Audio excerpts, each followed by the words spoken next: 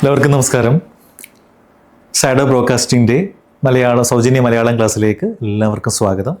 ഞാൻ ശ്രീകാന്ത് സാറ്, നിങ്ങളുടെ പുതിയ മലയാളം അധ്യാപകനാണ്. അപ്പോൾ ഹയർ സെക്കൻഡറി തലത്തിൽ നമുക്ക് ഒരുപാട് പഠിക്കാനുണ്ട് അല്ലേ? ഈ +1 നിങ്ങളിപ്പോൾ അഡ്മിഷനൊക്കെ കഴിഞ്ഞ് ക്ലാസ്സുകളൊക്കെ തുടങ്ങിയിട്ടേ ഉള്ളൂ അല്ലേ? 1-2 ചാപ്റ്റർ ആയിരിക്കും മാക്സിമം നിങ്ങൾ പഠിച്ചിട്ടുണ്ടായിരിക്കുക.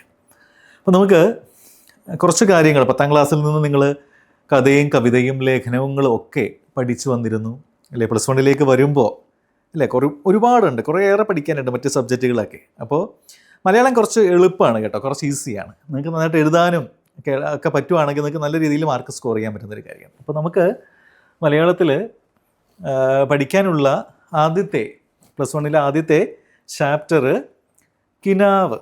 അപ്പോൾ കിനാവ് എന്ന് പറയുന്ന ആ ഒരു യൂണിറ്റിലെ ഒരു ഭാഗമാണ് നമുക്ക് ആദ്യം പഠിക്കാനുള്ളത് കേട്ടോ. അപ്പം അതിൽ തുടക്കം ഇങ്ങനെയാണ് തുടങ്ങുന്നത്. ഒരു കഥയിലെ ഒരു ഭാഗം പറഞ്ഞുകൊണ്ടാണ്. കഥ കേൾക്കാനൊക്കെ നിങ്ങൾക്ക് ഇഷ്ടമാണ്. അപ്പോൾ ഈ കഥയിലൊരു ഭാഗം പറഞ്ഞുകൊണ്ടാണ് തുടക്കം. അത് തുടങ്ങുന്നത് ജോനാഥൻ ലിവിങ്സ്റ്റൺ എന്ന കൃതിയിലൂടെ പ്രസിദ്ധനായ അമേരിക്കൻ എഴുത്തുകാരനാണ് റിച്ചാർഡ് ബാഷ്. അപ്പോൾ റിച്ചാർഡ് ബാഷിൻ്റെ ഒരു കൃതിയിലെ ഒരു ഭാഗമാണ് ജോനാഥൻ ലിവിങ്സ്റ്റൺ സിഗൾ എന്നുള്ള ഒരു കൃതിയിലെ ഒരു ഭാഗമാണ് നമുക്ക് പഠിക്കാനുള്ളത്. ഇപ്പോൾ നമുക്കറിയാം, ജീവിതത്തിൽ നമുക്ക് ഒരുപാട് സ്വപ്നങ്ങളും പ്രതീക്ഷകളും ഒക്കെ ആയിട്ടാണ് നമ്മൾ ഈ ഹയർ സെക്കൻഡറിയിലേക്ക് വന്നിരിക്കുന്നത് അല്ലെ? 10ാം ക്ലാസ്സിൽ ഫുൾ A+ വാങ്ങിയവരുണ്ട്, A+ കുറച്ച് വാങ്ങിയവരുണ്ട്, B+ അല്ലേ, ഒരുപാട് എന്തുവാട്ടെ.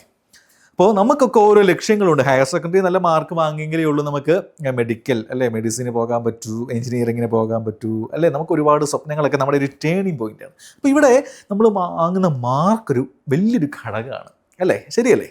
അപ്പോൾ നമുക്കൊക്കെ ഒരുപാട് സ്വപ്നങ്ങളുണ്ട്. അച്ഛനും അമ്മയും പറയും നന്നായിട്ട് പഠിക്കണം അല്ലേ? ബന്ധുക്കാർ പറയും പടി അല്ലേ? നമ്മൾ പഠിച്ച് നമുക്ക് ആകെപ്പാടെ തലയ്ക്കത്തൊക്കെ ഭയങ്കര ഒരു ഭാരമാകും. അപ്പോൾ നമുക്ക് പ്രതീക്ഷ നൽകുന്ന കുറേ കാര്യങ്ങളാണെങ്കിലും നമ്മൾ ഈ ഡോക്ടർ APJ അബ്ദുൽ കലാമിൻ്റെ ജീവിതത്തെക്കുറിച്ചൊക്കെ നിങ്ങൾ കേട്ടിട്ടുണ്ടായിരിക്കും, വായിച്ചിട്ടുണ്ടായിരിക്കും അല്ലേ? സ്വപ്നങ്ങൾ കാണുക, സ്വപ്നം കണ്ടുകൊണ്ട് ജീവിതത്തിൽ മുന്നേറുക, ജീവിതത്തിൽ പ്രതീക്ഷകൾ ആണ് ജീവിതത്തെ മുന്നോട്ട് നയിക്കുന്നുള്ള കോട്ടിങ്സൊക്കെ നിങ്ങൾ വായിച്ചിട്ടുണ്ടാകും. അപ്പോൾ ഒരു പ്രതീക്ഷയോടുകൂടി മുന്നോട്ട് പോയാൽ നമുക്ക് ജീവിതത്തിൽ പഠിച്ച് കൊണ്ട് മുന്നോട്ട് പോകുമ്പോൾ പഠനത്തിൽ നിന്നുണ്ടാകുന്ന പ്രശ്നങ്ങളൊക്കെ തളർത്തുമ്പോൾ നമുക്ക് അതിനെ അതിജീവിച്ച് മുന്നോട്ട് പോകാൻ പറ്റും. അപ്പോൾ അങ്ങനെ ഒരു അതിജീവനത്തിൻ്റെ കഥയാണ് നമുക്ക് ഒരു കഥയിലൊരു ഭാഗമാണ് നമുക്ക് പഠിക്കാനുള്ളത്. അപ്പോൾ ടെസ്റ്റ് നമുക്ക് ഒന്ന് നോക്കാം. അപ്പോൾ മറ്റ് കടൽക്കാക്കകളെ പോലെ താണു പറന്ന് ഇരതേടി പിടിച്ചൊതുങ്ങി കഴിഞ്ഞുകൂടാനാവുമായിരുന്നില്ല ജോനാഥന്. എങ്ങനെയാണ് മറ്റ് കടൽക്കാക്കകളെ പോലെ താണ് പറന്ന് ഇരതേടി പിടിച്ച് ഒതുങ്ങിക്കൂടാനായിട്ട് ആർക്ക് സാധിക്കായിരുന്നില്ല? ജോനാഥന് സാധിക്കായിരുന്നില്ല. കൂടുതൽ ഉയരത്തിൽ പറക്കുന്നവനെ കൂടുതൽ ദൂരം കാണാനാവൂ എന്നവൻ വിശ്വസിച്ചു. ഇരുളിനെ കീറി മുറിച്ച് ഉയർന്നു പറക്കാൻ അവൻ പരിശീലിച്ചു കൊണ്ടിരുന്നു. ഇവനെ അങ്ങനെ വിട്ടാൽ പറ്റില്ല. കടലക്കാക്കളുടെ പാരമ്പര്യം, മാന്യത എല്ലാം ഇവൻ തകർക്കും. കൂട്ടത്തിലെ മുതിർന്നവർ അവനെ വിസ്തരിച്ചു. തീറ്റ തേടാൻ ആവുന്നിടത്തെല്ലാം ജീവനോടെ ഇരിക്കാൻ ഈ ലോകത്തേക്ക് നമ്മെ വിട്ടിരിക്കുന്നു എന്നല്ലാതെ മറ്റൊന്നും അറിയില്ലല്ലോ ജോനാഥ. ഇത്തിരി പോന്ന ഈ ജീവിതത്തിൽ പിന്നെ എന്തിനാണ് നീ നമ്മുടെ മാനവും മര്യാദയും കളഞ്ഞു കുളിക്കുന്നത്? 1000 കൊല്ലം മീൻതലകൾക്കും പിറകെ നാം പരക്കം പാഞ്ഞു. ഇനി ഇത് പോരാ, നമുക്ക് ജീവിക്കണം. തീർച്ചയായും നമുക്ക് ജീവിക്കേണ്ടതിനായൊരു ന്യായമുണ്ട് അല്ലേ? പഠിക്കേണ്ടതിന്, കണ്ട് പിടിക്കേണ്ടതിന്, സ്വതന്ത്രമാകേണ്ടതിന് എനിക്കൊരവസരം തരൂ. ഞാൻ എന്താണ് നേടിയെടുത്തിരിക്കുന്നതെന്ന് കാണിക്കാം. ജോനാഥൻ പറഞ്ഞു നിർത്തി. തൻ്റെ ജനം ഇരുളിനെ മുറിച്ച് ഉയർന്നു പറക്കുന്ന സ്വപ്നമായിരുന്നു അവൻ്റെ മനസ്സ് നിറയെ. അപ്പോൾ റിച്ചാർഡ് ബാക്കിൻ്റെ ജോനാഥൻ ലിവിങ്സ്റ്റൺ എന്ന കടൽക്കാക്ക എന്ന കൃതിയിൽ ഒരു ഭാഗമാണ്. എന്താ എവിടെയെങ്കിലും ഒതുങ്ങിക്കൂടാൻ ആഗ്രഹിക്കാത്ത ഒരു കഥാപാത്രത്തെക്കുറിച്ചാണ് പറയുന്നത്. ജോനാഥൻ അല്ലേ, ഒരു കടൽക്കാക്കയാണ്. സാധാരണ കാക്കകൾ തന്നെ കടലിലെ മീന് കൊത്തിപ്പറിച്ച് അത് കഴിച്ച് അന്നത്തെ ജീവിതം ജീവിച്ചു പോവുക. പിന്നെ അവർക്ക് അടുത്ത ദിവസവും അങ്ങനെ തന്നെ ജീവിക്കുക. അതിനങ്ങേപ്പുറത്തേക്ക് ആകാശത്തിലേക്ക് ഉയർന്നു പറക്കാനോ അതിനങ്ങേപ്പുറത്തേക്ക് ഒരു ലോകം ഉണ്ടെന്നോ അവിടെ മറ്റ് ജീവികളുണ്ടെന്നോ ഒന്നും അവർക്ക് അറിയേണ്ട കാര്യമില്ല. അവർക്ക് ഓരോ ദിവസം എങ്ങനെയെങ്കിലുമൊക്കെ കഴിഞ്ഞു പോകണം. ഇങ്ങനെയൊക്കെ അങ്ങ് ജീവിച്ചു പോയാൽ മതി, വലിയ കുറ്റവും കുഴപ്പമൊന്നുമില്ലാതെ അങ്ങ് ജീവിക്കണം. ആർക്കും ഞങ്ങൾ ഒരു ഉപദ്രവത്തിനും വരുന്നില്ല എന്നുള്ളൊരു തരക്കാരായിരുന്നു ഈ കടൽക്കാക്കകൾ. പക്ഷേ ഇതിൽ ജോനാഥൻ എന്ന് പറയുന്ന കടൽക്കാക്ക ഒരു പ്രത്യേക തരം ഒരു രീതിക്കാരനായിരുന്നു. അവന് തൻ്റെ ചുറ്റുപാടുകളിൽ അച്ഛനും അമ്മയും അല്ലെ കൂട്ടുകാരും ബന്ധുക്കളും ഒക്കെ രാവിലെ കടലിൽ മീൻ പിടിക്കാൻ പോകുന്നു, ചത്ത മീനിനെയാണെങ്കിൽ അതിനെ തിന്നുന്നു, ഇങ്ങനെയൊക്കെ ജീവിച്ചു. അതൊന്നും പോരാ, എനിക്ക് ഉയർന്നു പറക്കണം, കടലിന് മീതെ ആകാശത്തോളം ഉയർന്നു പറന്ന് എനിക്ക് എൻ്റെ സ്വപ്നങ്ങളിലേക്ക് സഞ്ചരിക്കണം. എനിക്ക് ഈ പരിമിതമായ സാഹചര്യങ്ങളിൽ നിന്നും നിൽക്കാൻ പറ്റത്തില്ല. നിങ്ങൾക്ക് സ്വപ്നങ്ങളില്ലേ, നിങ്ങൾക്ക് കളക്ടർ ആകണം, സിവിൽ സർവീസ് എഴുതണം എന്നൊക്കെ ആഗ്രഹിക്കുന്നവരുണ്ടാകാം. അപ്പോൾ ആഗ്രഹിച്ചാൽ മാത്രം പോരാ, ആ ലെവലിലേക്ക്, ആ ഒരു പഠന രീതിയിലേക്ക് നമ്മൾ ഇറങ്ങി ചെല്ലണം. അപ്പോൾ ഒരുപാട് പ്രശ്നങ്ങളുണ്ടാകും, നമുക്ക് തടസ്സം നിൽക്കുന്നവരുണ്ടാകും, പരീക്ഷ ജയിക്കത്തില്ല, എഴുതിയാൽ തന്നെ കിട്ടുമെന്ന് ഉറപ്പില്ല, ഒരുപാട് സാമ്പത്തികം വേണം, ഒരുപാട് പ്രശ്നങ്ങൾ പറഞ്ഞ് നമ്മളിങ്ങനെ പുറകോട്ട് വലിക്കും അല്ലേ.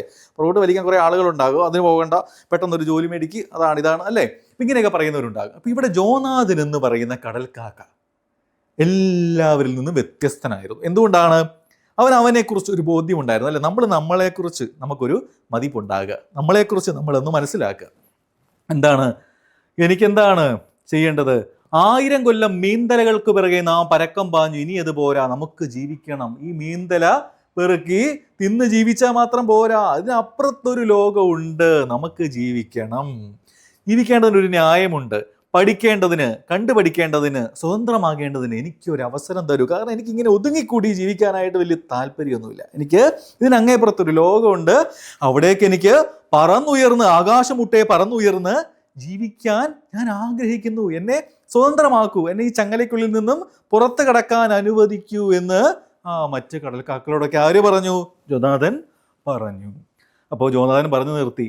തൻ്റെ ജനം ഇരുളിനെ കീറി മുറിച്ച് ഉയർന്ന് പറക്കുന്നത് ആയിരുന്നു അവൻ്റെ സ്വപ്നം. അവൻ്റെ മനസ്സ് നിറയെ ഒരു സ്വപ്നം ഉണ്ടായിരുന്നുള്ളൂ, ഈ ഇരുളിനെയൊക്കെ മുറിച്ച് ആകാശമുട്ടെ ഉയർന്ന് പറന്ന് അങ്ങനെ വിഹായസിലൂടെ സഞ്ചരിക്കുക, സ്വതന്ത്രമായിട്ട് പറന്ന് നടക്കുക, മറ്റൊരു ലോകമുണ്ട്, അതിനെയൊക്കെ കാണുക, ഈ പ്രകൃതിയെ മൊത്തം വീക്ഷിക്കുക. ഇങ്ങനെയുള്ളൊരു ചിന്താഗതിയായിരുന്നു ആർക്കുണ്ടായിരുന്നത്? ജോനാഥൻ എന്ന കടൽക്കാക്കയ്ക്ക് ഉണ്ടായിരുന്നത്. അപ്പോൾ അവൻ ആ സ്വപ്നത്തിലേക്ക് ഇറങ്ങിത്തിരിക്കുകയാണ്. അപ്പോൾ നമുക്കറിയാം, നമ്മളൊരു സ്വപ്നത്തിലേക്ക് കടന്നു ചെല്ലുമ്പോൾ അത് തടയാനും അല്ലേ, നമ്മളെ തടഞ്ഞു നിർത്താനും ഒക്കെ ഒരുപാട് ആളുകളുണ്ട്, പിന്തിരിപ്പിക്കാനും. അതൊന്നും വേണ്ട, നീ എല്ലാവരും പോകുന്ന പോലെയൊക്കെ പോയാൽ മതി അല്ലേ, ഇങ്ങനെയൊന്നും ചെയ്യേണ്ട കാര്യമില്ല എന്നൊക്കെ പറയുന്ന ആളുകളുണ്ടാകും. അപ്പോൾ ചിലപ്പോൾ ഒരു വാക്ക് മതി അല്ലേ. വാക്കുകളാണല്ലോ പലപ്പോഴും നമ്മളെ മുന്നോട്ട് നയിക്കുകയും തളർത്തുകയും വളർത്തുകയും ഒക്കെ ചെയ്യുന്നത്. നല്ല നല്ല വാക്കുകളാണല്ലേ. ചീത്ത വാക്കുകൾ നമ്മളെ എപ്പോഴും പിന്നോട്ട് അല്ലേ, നെഗറ്റീവ്സ് എപ്പോഴും നമ്മളെ പുറകോട്ട് വലിക്കും. നമ്മൾക്ക് പറ്റില്ല എന്ന് പറഞ്ഞു കഴിഞ്ഞാൽ നമുക്ക് കഴിവുള്ളവരാണെങ്കിലും ചിലപ്പോൾ ഒന്ന് മടിക്കും അല്ലേ മുന്നോട്ട് വരാൻ. അപ്പം എന്താണ്, ജോനാഥൻ അങ്ങനെ പുറകോട്ട് നിൽക്കാൻ തയ്യാറല്ലായിരുന്നു അല്ലേ. മാതാപിതാക്കൾ പറഞ്ഞു, മോനെ നീ ദൂരോട്ടൊന്നും പോകരുത്, ഉയർന്ന് പറക്കരുത്, വലിയ അപകടമാണ്. പക്ഷെ അതൊന്നും കേൾക്കാൻ കൂട്ടാക്കിയില്ല. മാതാപിതാക്കളുടെ അനുനയത്തിനോ കൂട്ടുകാരുടെ നിർബന്ധത്തിനോ അവൻ വഴിപ്പെട്ടില്ല. എന്നിട്ട് എന്ത് ചെയ്തു? സമുദായ നീതിയെ അവൻ കൂട്ടാക്കിയില്ല. പക്ഷേ ഒരു പ്രശ്നമുണ്ടായി. നമ്മൾ നാട്ടുകാരും വീട്ടുകാരും പറയുന്നത് കേൾക്കാതെ ഇറങ്ങി നടന്നാലും നമ്മൾ ഒറ്റപ്പെടും. നമ്മളെല്ലാവരും ഒറ്റപ്പെടും. നമ്മൾ ആരും കൂട്ടത്തില്ല അല്ലേ, നമ്മൾ ഒറ്റപ്പെട്ട് ജീവിക്കേണ്ടി വരും. പക്ഷേ അവനും ഒറ്റപ്പെട്ടു. ഒരു ദിവസം പറക്കലിനിടയിൽ അവൻ 2 കടൽക്കാക്കകളെ പരിചയപ്പെട്ടു. ജീവിതത്തിന് നിലനിൽപ്പിന് മറ്റൊരർത്ഥവും ആനമുണ്ടെന്ന് അവർ ജോനാഥനോട് പറയുന്നു അല്ലേ. ഈ കടലിൽ മാത്രം ഒതുങ്ങി നിൽക്കേണ്ടതല്ല നമ്മുടെ ജീവിതം, അതിന് അങ്ങേപ്പുറത്തൊരു ലോകമുണ്ടെന്ന് മറ്റു 2 കൂട്ടുകാരനോട് പറയുന്നു. ലക്ഷക്കണക്കിന് കടൽക്കാക്കളിൽ നിന്നും വ്യത്യസ്തനാവുക, വലിയ നിശ്ചയങ്ങളുടെ ഉയരങ്ങളിലേക്ക് പറന്നുയരുക അല്ലേ. അവനോട് തന്നെ പറഞ്ഞു, നിശ്ചയങ്ങളുണ്ട്, മുന്നോട്ട് പോകണം, ഉറച്ച മനസ്സോടുകൂടി ഇതിനപ്പുറത്തൊരു ലോകമുണ്ടെന്ന പ്രതീക്ഷയോടുകൂടി ഉയർന്നു പറക്കണം അല്ലേ. അവൻ എന്ത് ബുദ്ധിമുട്ടും സഹിക്കാൻ തയ്യാറായി അല്ലേ. പുതിയ കടൽക്കാക്കകൾക്ക് പുതിയ പാഠങ്ങൾ പറഞ്ഞു കൊടുത്തു. അങ്ങനെ പറക്കൽ പാഠങ്ങൾ പകർന്നു കൊടുത്തുകൊണ്ട് നിറഞ്ഞ ആവേശത്തോടെ നിരന്തരമായ പരിശ്രമത്തിലൂടെ അവൻ ആരും അറിയാതെ ഉയരങ്ങൾ കീഴടക്കി. അവൻ ആഗ്രഹിച്ച പോലെ അവൻ്റെ പറക്കാനുള്ള ആഗ്രഹത്തിലൂടെ അവൻ വലിയ ലക്ഷ്യങ്ങൾ, സ്വപ്നം നേടിയെടുത്തു അല്ലേ. അപ്പോൾ ജോനാഥൻ അവനെ തിരസ്കരിച്ച കടൽക്കാക്കളിലേക്ക് പിന്നീട് തിരിച്ചു വരുമ്പോൾ എന്താ സംഭവിച്ചത്? ദൂരോട്ടൊന്നും പോകരുത്, ഒന്നും ചെയ്യരുത്, അങ്ങോട്ട് പോകരുത്, ഇങ്ങോട്ട് തിരിയരുതെന്നൊക്കെ പറഞ്ഞവരൊക്കെ അവരുടെ അളിഞ്ഞഴുകിയ ജീവിതാവസ്ഥയോട് ഒത്തുതീർന്നു പോകാനായിട്ട് അവർക്ക് സാധിച്ചില്ല. കാരണം അവരുടെ ആ ഒരു ജീവിത രീതിയിൽ തന്നെ അവർക്ക് ഒറ്റപ്പെടേണ്ടി വന്നു അല്ലേ. കടലിൽ മാത്രം ഒതുങ്ങി ജീവിക്കേണ്ടി വരുന്ന ആളുകൾക്ക് അവരുടെ ജീവിതാവസ്ഥ വളരെ പരിതാപകരമായി തീർന്നു. അവർക്ക് മറ്റൊന്നിനെക്കുറിച്ചും അറിയില്ല, മറ്റൊരു ലോകത്തെക്കുറിച്ച് അറിയില്ല.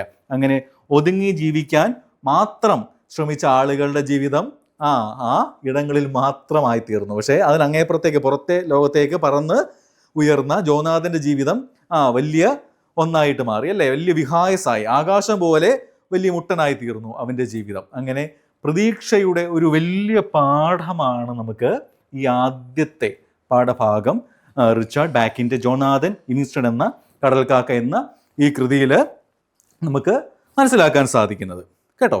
അപ്പോൾ നിങ്ങൾ ഇതൊന്ന് വായിക്കുക. അതിനുശേഷം ഇതിൽ പറയുന്നുണ്ട് ജോനാഥൻ എന്ന സങ്കല്പത്തിൽ എന്തൊക്കെ ആശയങ്ങൾ നമുക്ക് കാണാൻ പറ്റും, ദർശിക്കാം.